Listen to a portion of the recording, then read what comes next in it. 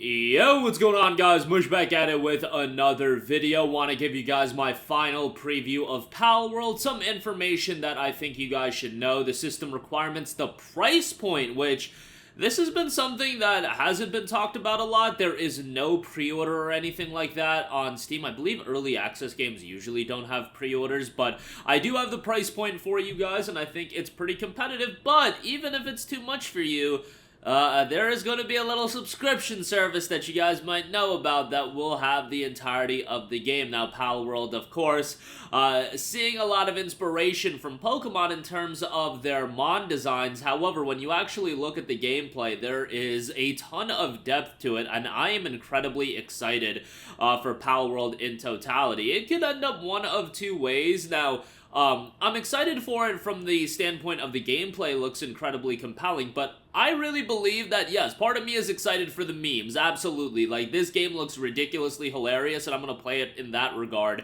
But also, given the level of depth to the gameplay, it also looks like an incredibly compelling game. Like, if you actually break down the information in the game, and I did a video before talking about a lot of the information, it looks like a game that has all the potential in the world for consistent evolution. Now, bear in mind, this is entering early access. Generally speaking, right out the gate in early access, games are going to be rough around the edges. Who knows how the online servers are going to be? Who knows how various components are going to be? The performance, etc., etc. There's going to be issues in early access. That's why a game is entering early access. So, guys, just be mindful of that. As long as we don't get, like, a day before a situation, I think, like, you know, disaster averted. Part of me is, like, you know, is this game just gonna get memed into popularity and then fall off really quickly? Yeah, that's entirely possible. It's always possible when games like this, and games in general, for that to happen. Like, this is one of those games that I fully expect, come January 19th, this Friday, it is going to do exceedingly well on Steam. It is going to crush it. It is going to absolutely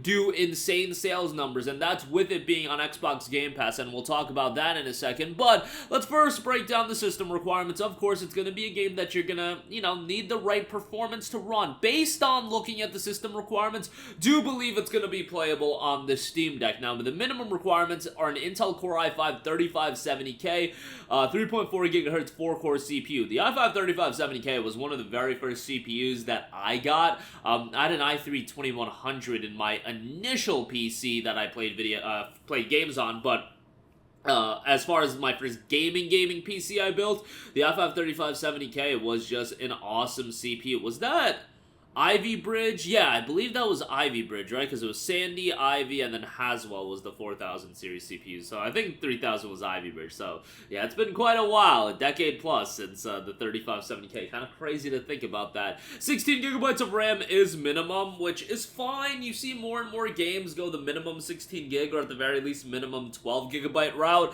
I am a little bit curious with the recommended RAM requirement, which we'll get to in a second, but minimum 16, whatever. GTX 1050 is minimum as well. So from a visual standpoint, 1050 is nothing to write home about. Like, that is very, very tame, and most of you guys, if you've built your PC within the last 5 to 6 years, like, you probably have something better or comparable to a 1050 at the very least. Like, it's been a while for the 1050 to be out. I mean, when did I get my 1070? It was a while ago, and yeah, the 1050 is still kicking it. Now, obviously, I don't rock a 1080 anymore, but I do have, like, an old PC with a 1080. You guys get the idea. And then recommended, you're looking at an Intel Core i9-9900K, 3.6 GHz, or 8-core CPU, so that's a lot beefier than the i5-3570. Like, the paradigm between the minimum and recommended requirements is kind of wild here, and it's also continuing in the RAM requirement. Recommended RAM is 32 gigabytes of RAM, so we'll see how that ends up. I know a lot of people, if you have discussions with building a PC these days, they are going the route of recommending building or getting 32 gigabytes of RAM. 16 gigabytes is essentially pretty much mandatory if you do build a PC. Like, nobody's really recommending you to get a PC with 8 gigs of RAM anymore.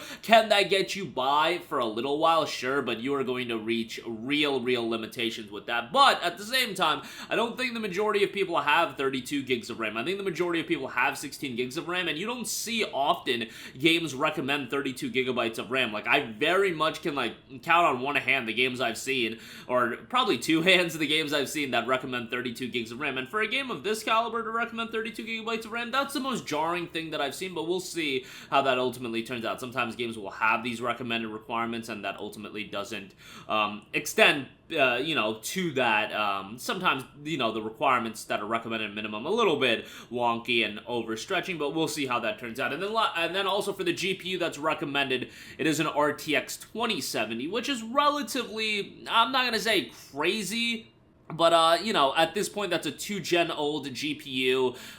It is a higher-end 20 series GPU, but a 2070, I think, is fine, all things considered. It's just, you look at minimum and recommended, the disparity between the two in a lot of instances here with the GPU, the RAM, and then the CPU. I wish there was, like, a mid-level tier as well, like something in between minimum and recommended, and they don't go into performance details on how recommended is going to perform. And that's always an issue when you do have various recommended requirements, and you're not told, is this for 1080p, is this for 1440p, is this for 30 FPS, 60 FPS? I would imagine that this is for a higher resolution and at 60 frames per second, so I wouldn't worry too much about that, but we'll see. It's in early access as well, so the fact is, even if you have something at recommended or better than recommended, the performance may not be at the level that you desire. That's something that's obviously going to get worked on over time. And then lastly, it is 40 gigabytes to install the game, so nothing too crazy there. Like 40 gigabytes these days is relatively tame, all things considered. Like, you're seeing games regularly well over 100 gigabytes. One more thing I do want to note, the game is scheduled, as noted on its official Discord, it will be $30, so very tame as far as price point there is concerned. Now, it's $30 early access. Obviously, you buy the game, you'll get all the updates, you'll get upgraded into the full game when it comes out, but generally speaking, how early access works, and I believe they even note it in this game's early access page, is the price of the game may increase at or closer to the official release. Generally speaking, when a game hits early access initially, it'll be at one price point, and as updates roll out, as the game is inching closer to its full release, it'll go up in price. Maybe Palworld will end up being $50 in its full release, but that would be complete speculation on my part. And if you do not want to pay the $30, you should know that it will be coming to Xbox Game Pass on launch day. It'll be available on console and PC. Initially, it was noted to be on Game Pass. It wasn't clarified on whether it would just be console or it would be console and PC, but it will be, in fact, console and PC. Not a bad time to sign up for Game Pass, given that Persona 3 Reload also comes out February 2nd, and it will be a day one Game Pass title. So Game Pass really showing a lot of value, and good for the studio in Pocket Pair Games. They probably got a fairly healthy check from Microsoft for offering this game onto Game Pass, and for a newer studio creating a new IP, that's something that they'll probably appreciate. But legit, I think this game is going to sell well over 1 million, probably 2 million copies on launch day. Like, I easily see this game being the top seller on Steam right out the gate, and maybe my expectation for it is a little bit hyperbolic, but I really do expect it to go that far. Really excited for the game, hoping it turns out well, and for me, this is adding another game to that huge wave of early 2024 games. We just got Prince of Persia: The Lost Crown, which I thought was a great game. Now we got Palworld, we got Last of Us Part 2 Remastered, if you care about that, and then next week you got Tekken 8, you got Like a Dragon Infinite Wealth, then you got Grand Blue, then you got Persona 3 Reload. It's just gonna be absolute madness, but excited to check out Palworld, and I think it's a game that a lot of people are gonna sink quite a bit of time into. But that'll do it for me. Let me know all of your thoughts in the comments section down below. Let me know your excitement and expectation level.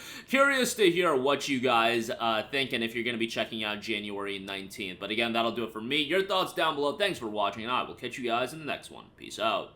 Hey, what's going on, guys? Mush here again. Hope you enjoyed the video. As you guys might know, YouTube's notification system is sometimes a little bit wonky, even if you're subscribed to the channel. Maybe you're not abundantly aware that I uploaded a video. To remedy that situation, make sure you hit the bell notification button. This way, whenever I upload a new video, and I try to upload as consistently as possible, you will be notified directly of the upload, and you can watch it as soon as it goes live. I would really appreciate it if you guys hit that button so you can stay up to date with all of the content I'm posting. But as always, guys, thanks for watching, and I'll catch you guys in the next one. Peace out.